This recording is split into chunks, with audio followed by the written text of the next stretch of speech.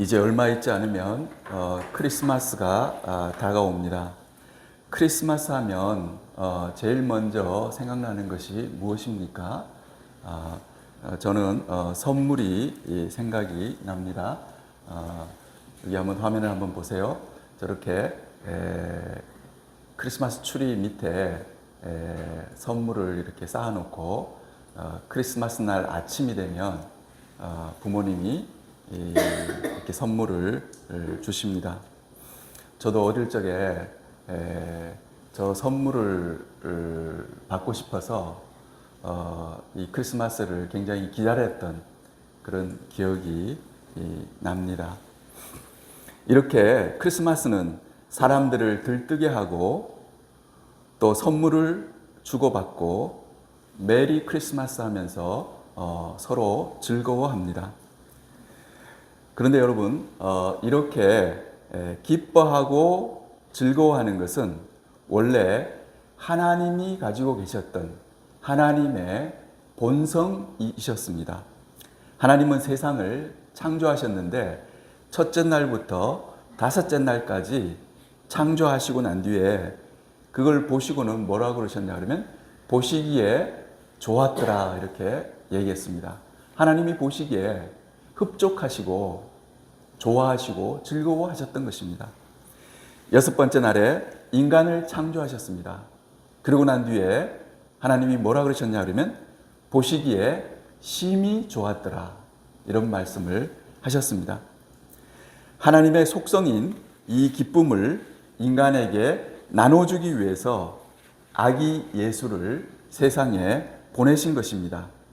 그래서 예수 탄생 소식은 우리에게 큰 기쁨의 좋은 소식이 되는 것입니다. 오늘 본문 8절에서 10절 말씀 여러분 화면 보시고 같이 읽겠습니다. 그 지역의 목자들이 밤에 밖에서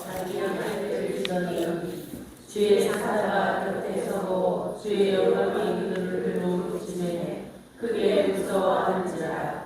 천사가 이르되 무서워하지 말라. 보라, 내가 온 백성에게 미칠 큰 기쁨의 좋은 소식을 너희에게 전하라. 아멘.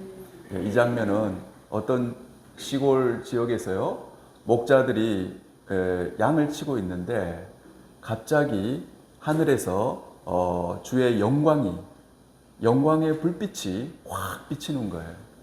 그러면서 뭐라고 했냐 그러면 무서워하지 말라. 그렇게 하면서 내가 온 백성에게 미칠 큰 기쁨의 좋은 소식을 너희에게 전하노라. 이렇게 얘기했다는 내용입니다. 여기서 그 지역에 있는데요. 이 지역은 베들레헴 지역을 말합니다. 원래 베들레헴 지역은 아주 평범한 이런 시골 마을이었습니다. 아무도 그 마을을 주목하지 않았습니다. 예수의 어머니인 마리아는 갈릴리 나사렛에 살고 있었습니다.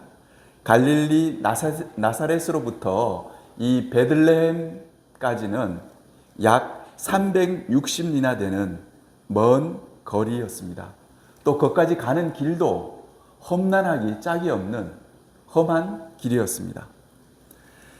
나사렛에 살던 마리아가 어떻게 해서 베들레헴까지 가게 돼서 거기서 아기 예수를 낳게 되었을까요? 그것은 누가복음 2장 1절로부터 시작을 합니다. 누가복음 2장 1절 같이 읽겠습니다. 그때에 가이사 아구스토가 영을 내어 천하로 다 한국사라 하였으니.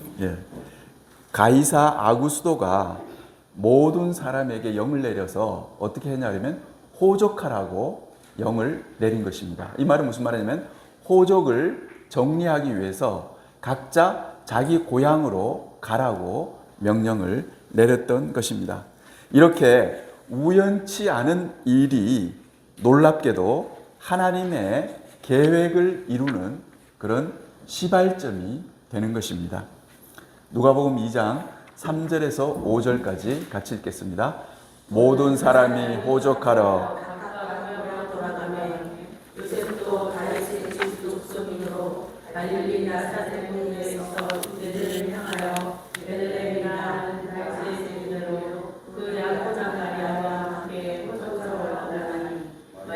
마리아가 이미 잉태하였더라. 아멘.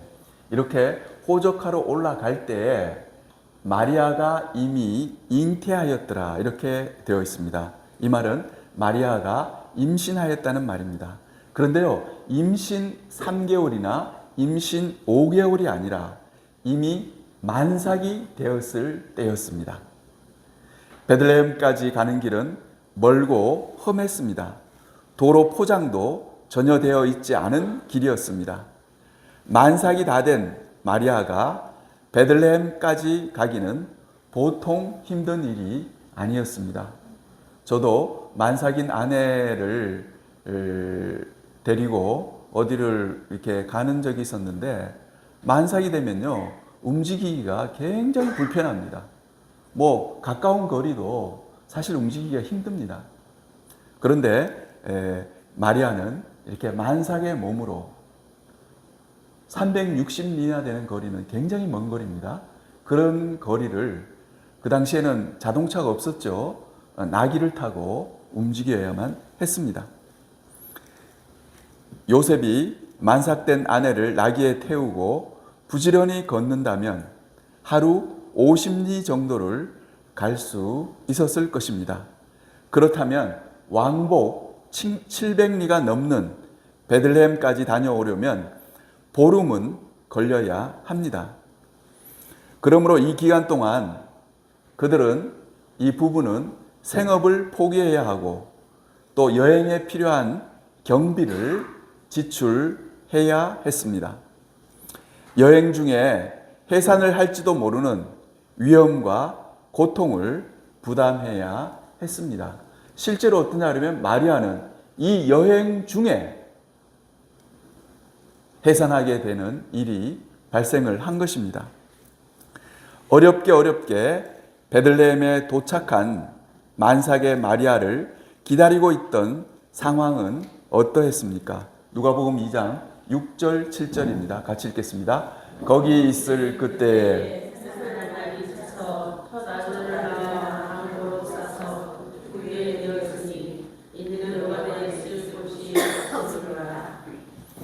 마리아는 초산이었기 때문에 두려움이 많았을 것입니다.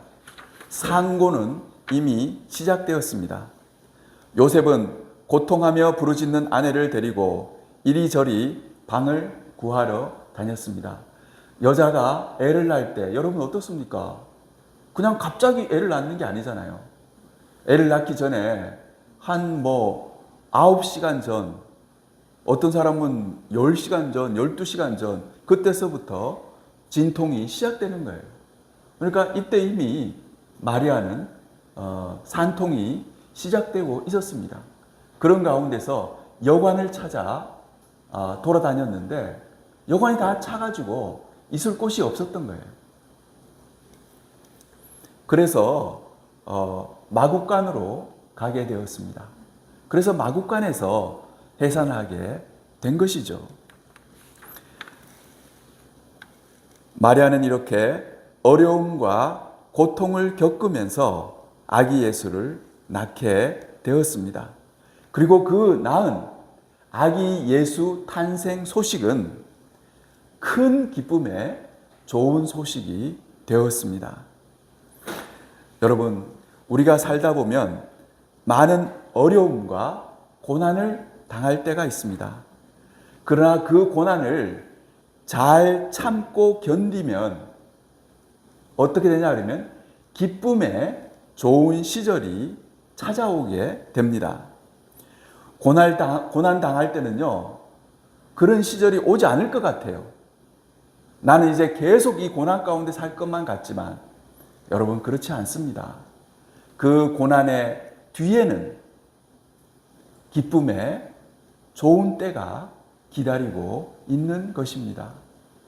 마리아는 이렇게 그런 극심한 고난과 고통 속에서 베들레헴이라는 먼 거리를 갔지만 거기 마지막에는 큰 기쁨의 좋은 소식이 기다리고 있었던 것입니다. 저도 먹는 문제로 힘든 시절이 있었습니다. 집사람이 몸이 안 좋아져 가지고 기운을 못 차리는 거예요. 그러니까 집에서 요리를 제대로 못하게 되었을 때입니다. 아마 그때는 아직 그 뇌종양이라는 그런 진단을 받기 전이었습니다. 집에 들어가서 밥을 먹으려고 하는데 반찬이 없는 거예요. 반찬이라고는 뭐 김치나 장아찌 이런 거밖에 없어요. 새로 만든 반찬이 없는 거예요. 그래서 제가 집사람과 싸웠습니다.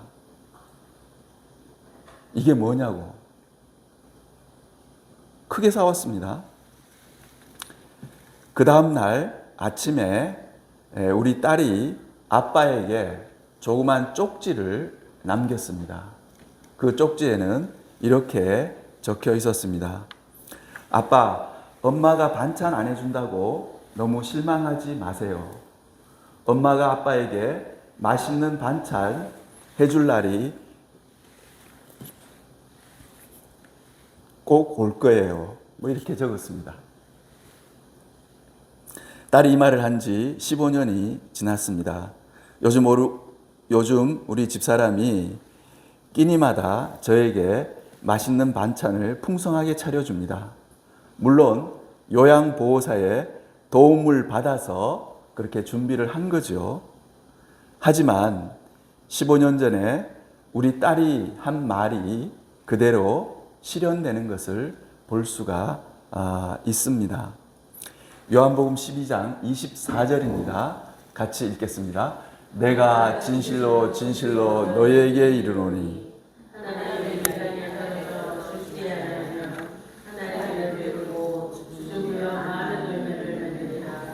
아멘. 여기 보면요. 죽으면 한 알의 씨앗이요. 땅 속에 들어가서 썩어서 죽으면 많은 열매를 맺게 된다. 이렇게 되어져 있습니다. 여러분, 우리들이 먹는 열매는 얼마나 달콤합니까? 포도 한번 생각해 보세요. 또 뭐 복숭아, 자두 이런 열매들이 얼마나 달콤하고 맛있습니까? 이러한 열매를 맺기 위해서 어떤 일이 있었습니까? 씨앗이 땅 속으로 들어가서 그 축축한 땅 속에서 썩고 문드러지고 그런 시간을 보냈을 때, 그런 시간을 보내고 난 뒤에 거기서부터 열매가 맺히게 되는 것입니다. 오늘 본문 11절 말씀 같이 읽겠습니다. 오늘 다윗의 동네에 아멘. 우리한테 큰 기쁨을 주는 좋은 소식이 뭐냐 그러면요. 예수 탄생 소식인데 그게 왜 그런 소식이 되냐 그러면 예수님이 너희를 위하여 구주가 나셨다는 거예요. 그 갓난 아기가 평범한 한 아기가 아니라 너희를 위해서 구주가 나셨다는, 그러기 때문에 기쁜 소식이라는 거예요. 구주라는 말은 구원자라는 얘기입니다. 구원해 주시는 분이라는 그런 뜻입니다. 여기서 구원자라는 것은요, 우리 영혼을 구원해 주시는 분일 뿐만 아니라 우리가 삶을 살아가면서 겪게 되는 모든 어려움에서 우리를 구해 주시는 분, 우리를 구원해 주시는 분이라는 그런 뜻을 담고 있습니다. 요한 3서 1장 2절에도 내 영혼이 잘됨 같이 우리 영혼이 하나님 앞으로 나와서 구원을 얻으면 어떤 일이 벌어지냐 그러면요, 내가 범사에 잘되고 강건해지기를 내가 원하노라 이렇게 되어 있습니다. 우리의 아픈 질병도 낫게 되고요, 우리가 가지고 있는 많은 문제들이 하나님 앞으로 가면은 해결되는 거예요. 그렇게 구원자가 되시기 위해서 아기 예수가 오셨다는 것입니다. 우리가 전도할 때 예수 믿고 복 받으세요 이렇게 얘기합니다. 여기서 복은 예수 믿고 우리 영혼이 구원받아서 천국에 가는 그런 복만을 얘기하지 않습니다. 예수 믿고 예수 여러분 제대로 믿으면 어떤 복을 받게 되냐 그러면요, 불화하던 가정이 화목한 가정으로 변하게 됩니다. 너무너무 신기하죠. 내 영혼이 구원을 얻게 되면요, 그런 일이 일어나는 거예요. 또 경제적으로 그토록 어려웠던 가정이 어떻게 변하게 되냐 하면 먹고 살 만한 그런 가정으로 변하게 됩니다. 예수를 제대로 믿으면 병으로 고생하던 사람이 건강을 회복하게 되는 그런 일이 일어납니다. 여러분, 이런 모든 복을 포함해서 예수 믿으면 복 받게 된다는 것입니다. 오늘 다윗의 동네에 너희를 위하여 구주가 나셨는데, 이 구주는요, 이 구원자는 우리의 영혼의 문제만 해결해 주시는 분이 아니라 우리의 모든 문제, 우리가 당하는 모든 문제를 해결해 주시는 그런 구원자로서 오신 분이십니다. 그렇기 때문에 우리가 크게 기뻐하고 감사하고 그래야 됩니다. 그러나 가장 먼저 구원을 얻어야 될 영역은 우리 영혼의 구원입니다. 우리 영혼이 구원을 얻어야 돼요. 그것은 뭘 얘기합니까? 죄로 물든 우리 영혼이 죄에서 구원을 받아야 됩니다. 로마서 3장 23절입니다. 읽겠습니다. 모든 사람이 죄를 범하였으며 하나님의 영광을 이루지 못하노니. 아멘. 여기서 모든 사람이 죄를 범하였음에 이렇게 되어 있습니다. 여러분, 하나님을 모른 채 살아가면요, 모든 사람이 죄 가운데 살게 되어 있습니다. 죄를 한 가지만 짓는 게 아니에요. 이 죄를 짓고 저 죄를 짓고 죄 속에서 살아가는 거예요. 그래서 성경은 하나님을 모르는 모든 사람들이 죄 가운데 살고 있다고 얘기하는 거예요. 특징이 그겁니다. 죄를 즐기고 또 그 죄 때문에 신음하면서 살고 있는 거예요. 자기가 저지른 죄 때문에 신음하면서 살아가는 것이 세상 사람들입니다. 이제 예수를 믿으면 어떻게 돼야 됩니까? 예수 믿으면 이제 그 죄로부터 구원을 얻어야 돼요. 예수님이 우리에게 해주시는 일 중에 가장 중요한 일은 죄로부터 구원을 얻는 거예요. 옛날에는 죄 짓는 것이 내 인생의 가장 큰 즐거움이었습니다. 그러나 이제는 어떻게 해야 되느냐 그러면 이제는 죄를 안 짓는 것이 내 인생의 큰 즐거움이 되어야 됩니다. 죄 짓지 않고 내가 교회에 나가는 것, 그게 나한테 즐거움이 되어야 돼요. 또 죄 짓지 않고 내가 하나님께 나가서 내가 기도하는 것, 그것이 나한테 기쁨이고 즐거움이 되어야지만 됩니다. 그런 사람이 예수 믿어서 구원 얻은 사람입니다. 달라진 사람이에요. 그렇게 달라져야 됩니다.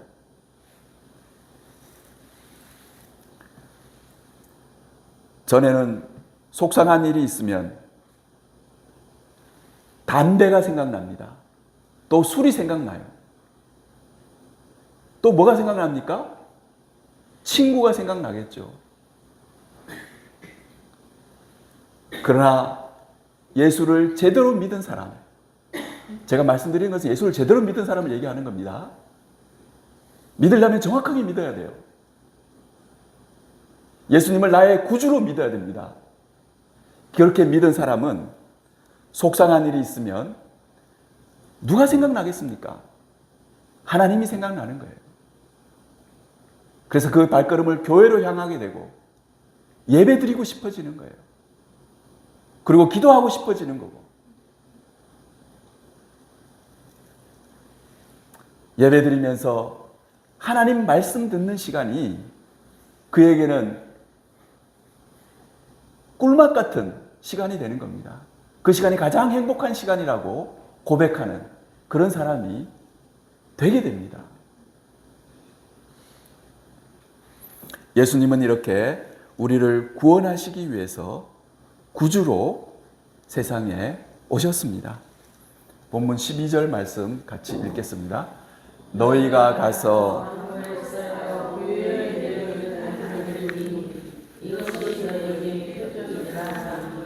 아멘.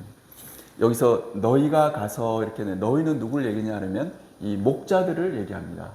그 베들레헴 지역에서 양을 치고 있었던 목자들에게 뭐라 그러냐면 너희가 가서 이렇게 갓 태어난 강보에 쌓여 있는 아기 예수를 보게 될 텐데 그것이 바로 표적이 된다는 거예요. 그게 바로 하나님이 살아계시고 하나님이 역사하신다는 그런 표적이 된다는 말씀입니다. 여러분, 표적이란 말은 무엇을 말합니까? 표적은 눈으로 볼 수 있고 확인할 수 있는 것을 표적이라고 합니다. 하나님은 보이지 않는 분이십니다. 보이지 않는 하나님을 내가 믿을 수 있고 내가 또 확실하게 확인할 수 있는 방법은 뭡니까? 바로 지금 12절에 나와 있는 것처럼 어떤 표적이 있어야지만 합니다. 목자들에게는 그 아기 예수가 그들에게 표적이 되었습니다.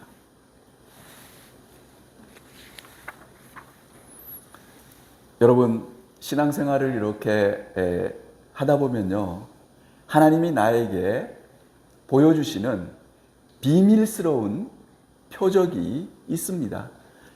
이 비밀스러운 표적은요, 하나님만 알고 하나님과 나만 알고 다른 사람은 잘 모르는 것입니다. 그런 표적을 하나님은 보여주십니다. 그러면은 그 사람의 신앙이 어떠냐 그러면 신앙이 이게 실제가 되는 거예요. 그냥 머릿속으로만 알고 있는 그런 신앙이 아니에요. 실제적인 신앙이 되는 겁니다.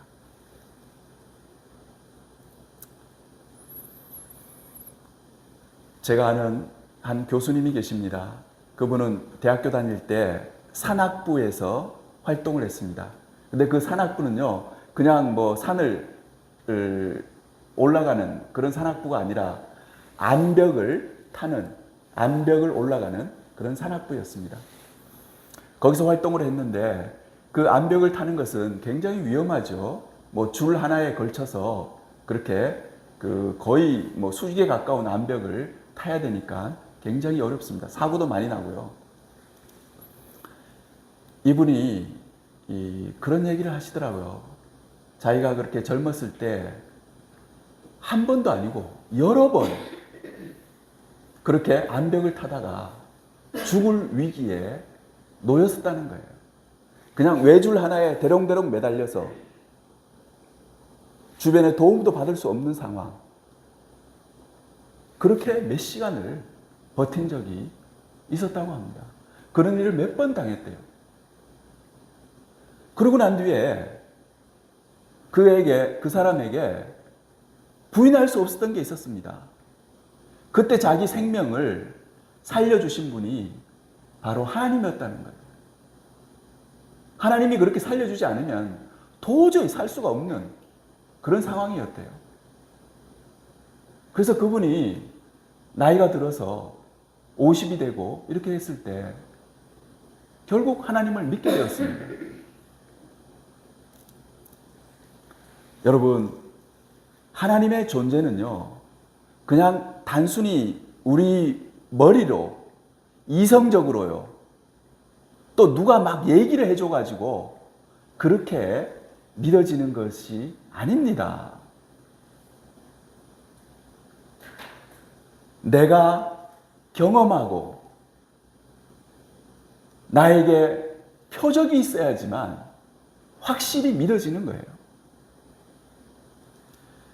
여러분, 이런 표적이 있으면요, 하나님과 예수님이 정말 사실 그대로 믿어지는 거예요. 하나님이 살아계시고, 하나님이 천지를 만드셨고, 하나님이 우리들의 삶 속에서도 계속 역사하고 계시고, 그런 것이 깨달아지고 알게 되고 믿어지는 거예요. 하나님과 예수님이 확실해지면요, 그 다음에 뭐가 확실해지냐 그러면 천국과 지옥이 확실해집니다. 천국과 지옥이 확실해진 사람은, 그 사람은 이제 어떠냐 그러면은 보통 사람하고는 다르게 살아요. 왜냐하면 천국과 지옥이 확실히 있기 때문에 이제 천국 갈 준비를 하면서 사는 것입니다. 이번 성탄절을 맞이하면서 여러분들에게도 아기 예수가 표적이 된 것 같이, 목자들에게 표적이 된 것 같이 여러분들에게도 이 아기 예수가 표적이 되시기를 바랍니다. 그래서 하나님이나 예수님이나 또는 천국이나 지옥이 먼 나라 얘기, 동화 속에 나오는 얘기, 그런 얘기가 아니라 바로 내 삶의 얘기, 나의 얘기, 그런 얘기가 되시기를 바랍니다. 말씀의 결론을 내리도록 하겠습니다. 가브리엘 천사가 마리아에게 성령으로 잉태될 것을 알려주시면서 낳을 아들의 이름을 말해 주셨습니다. 그 이름을 예수라고 하라고 말씀했습니다. 마태복음 1장 21절 같이 읽겠습니다. 아들을 낳으리니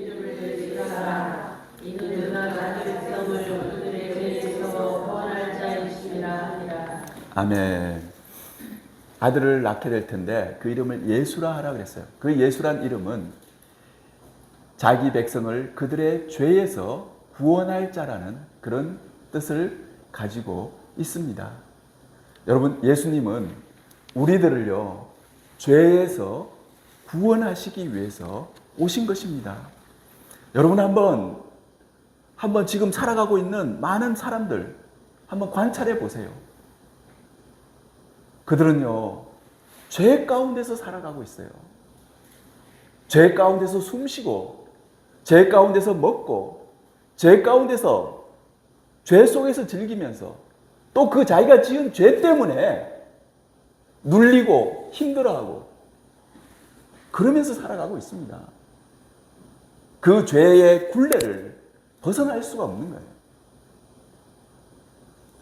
그 죄의 굴레를 벗어날 수 있는 유일한 방법은 예수님을 믿는 거예요. 예수 그리스도의 십자가를 믿고 예수님을 통해서 구원을 얻는 거예요. 예수님을 통해서 구원을 얻으면 우리가 완전히 새 사람이 되는 거예요. 새로운 사람으로 변하게 됩니다.